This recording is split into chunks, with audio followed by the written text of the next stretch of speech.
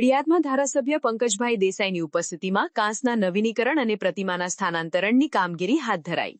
નડિયાદ શહેરમાં વરસાદી પાણીના ઝડપી અને સુચારુ નિકાલ માટે નડિયાદ મહાનગરપાલિકા દ્વારા શહેરના મુખ્ય વરસાદી પાણીના નિકાલ કાંસના આધુનિકીકરણ અને વિસ્તરણની મહત્વપૂર્ણ કામગીરી હાલ પ્રગતિ હેઠળ છે। વર્ષો જૂનો મુખ્ય કાંસ ક્ષમતાથી ઓછી કામગીરી કરતો હોવાના કારણે ભારે વરસાદ દરમિયાન શહેરના વિવિધ વિસ્તારોમાં પાણી ભરાવાની સમસ્યા સર્જાતી હતી। આ સમસ્યાના કાયમી નિવારણ માટે મહાનગરપાલિકા દ્વારા નવા અને વધુ ક્ષમતાવાળા મુખ્ય વરસાદી પાણીના નિકાલ કાંસનું નિર્માણ હાથ ધરવામાં આવ્યું છે।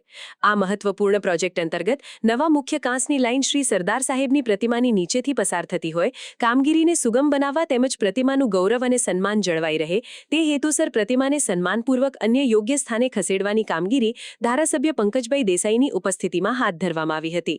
ધારાસભ્યએ આ પ્રસંગે જણાવ્યું હતું કે શહેરના વિકાસ સાથે આધુનિક સુવિધાઓનું નિર્માણ સમયની જરૂરિયાત છે અને વરસાદી પાણીના યોગ્ય નિકાલથી નાગરિકોને ચોમાસા દરમિયાન મોટી રાહત મળશે।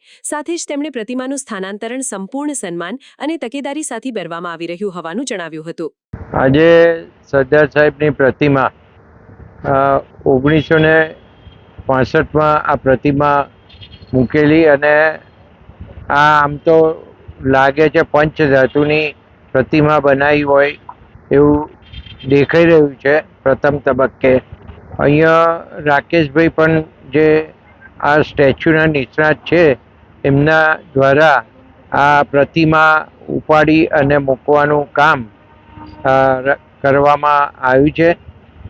ખાસ કરીને કાંતિભાઈ પટેલ જે શિલ્પીકાર હતા અને વર્ષો સુધી એમણે બધે જ સરદાર સાહેબના જેટલા સ્ટેચ્યુ બન્યા એ સ્ટેચ્યુ બનાવવા માટે એમણે ખૂબ રસ લઈ અને સરદાર સાહેબના સ્ટેચ્યુ બનાવેલા।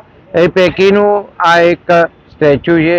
અમે ફોટોગ્રાફ પણ લીધેલા છે, એમાં એમનું નામ પણ લખેલું છે KB પટેલ અને નીચે 1965ની સાલ લખેલી છે, એટલે એ સાલમાં આ સ્ટેચ્યુ મૂકાયું હતું। પરિસ્થિતિ એવી થઈ કે આ જે દુકાન નીચેનો જે આખો કાંસ હતો જે આખો ભરેલો હતો અને આપણે કેટલાય ડમ્પર આમાંથી માટી કાઢી ટ્રેક્ટરો માટી કાઢી અને લઈ જઈને ડમ્પિંગ સાઇટ ઉપર નાખ્યા હતા।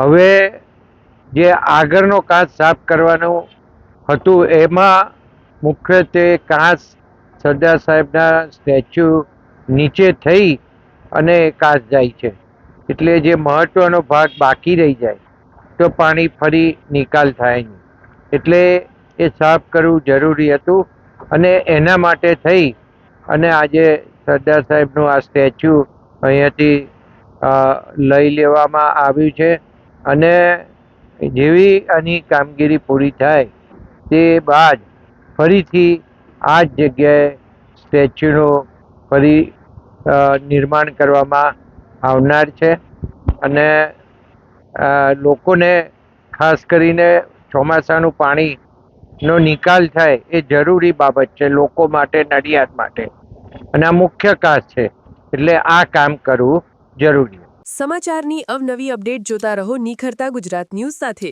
નિખરતા ગુજરાત ન્યૂઝને લાઇક, શેર, સબસ્ક્રાઇબ કરો અને બેલ આઇકન દબાવીને સમાચારની ઝડપી માહિતી મેળવો।